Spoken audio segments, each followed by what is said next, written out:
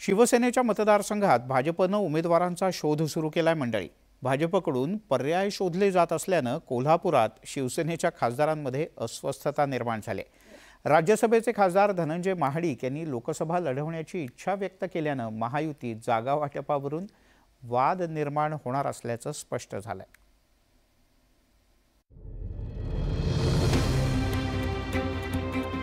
कोल्हापुरामध्ये शिवसेनेचे 2 खासदार आहेत, पण त्यांना पुन्हा उमेदवारी मिळेल की नाही याची खात्री नसल्याचं चित्र निर्माण झालंय। खासदारकीचं तिकीट पुन्हा देऊ असा एकीकडे शब्द दिल्याचा दावा केला जात असतानाच दुसरीकडे भाजपकडून पर्यायांचा शोध सुरू करण्यात आलाय। परिणामी विद्यमान खासदारांमध्ये अस्वस्थता वाढली आहे। कोल्हापूर लोकसभा मतदारसंघातून संजय मंडलेक तर हातकणंगले मतदारसंघातून धैर्यशील माने विद्यमान खासदार आहेत।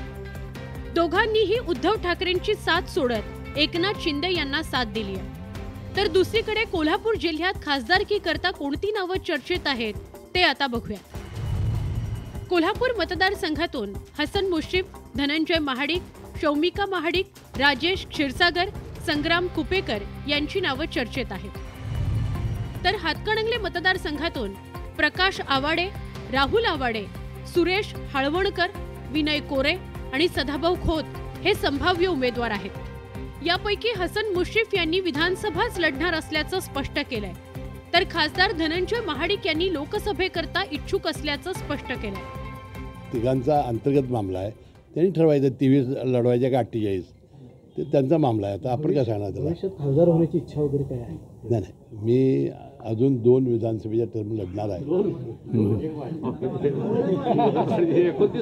आणि मी तालुक्याच्या जनतेची सेवा करणार आहे। राज्यसभेचे खासदार नसलो तरी आणि राज्यसभेचा खासदार असलो तरी पक्ष जो सांगेल तोच निर्णय माझा असणार आहे। पक्षानं जर मी आज खासदार नसतो आणि पक्षानं सांगितलं असतं की तुम्हाला उभारता येणार नाही तरी मला थांबावं लागलं असतं, आणि आज राज्यसभेचा खासदार असलो आणि तरी मला पक्षानं सांगितलं की तुम्हाला लढवावं लागेल तरी आम्हाला लढवावे लागेल। राज्य नियोजन मंडळाचे अध्यक्ष राजेश क्षीरसागर यांनी मुख्यमंत्री एकनाथ शिंदे जो आदेश देतील त्याचं पालन करू असं स्पष्ट केलंय। शहरासह आजूबाजूला देखील मोठ्या प्रमाणात त्यांना मताधिक्य कसं मिळेल यासाठी निश्चितपणे मी आणि माझ्या कार्यकर्त्यांनी प्रयत्न केलेला आहे, आणि त्यामुळं आज पक्ष जो उमेदवार देईल त्याच्या पाठीशी आम्ही ठामपणे उभे राहणारच आहोत। पण पक्षाचा निर्णय जो काही असेल, जो काही पक्षाचा आदेश असेल तो आम्हाला मान्य करावा लागेल। महायुतीत कुणाला उमेदवारी मिळणार हे अजून स्पष्ट झालेलं नाही, त्यामुळे सगळ्यांच्याच नजरा आता उमेदवारी घोषित करण्याकडे लागलेल्या आहेत। त्यातच भाजपच्या पवित्र्यामुळे महायुतीत शिवसेनेच्या उमेदवारांची धाकधूक वाढली आहे। कोल्हापूरहून ज्ञानेश्वर साळोखेसह ब्युरो रिपोर्ट, न्यूज 18 लोकमत।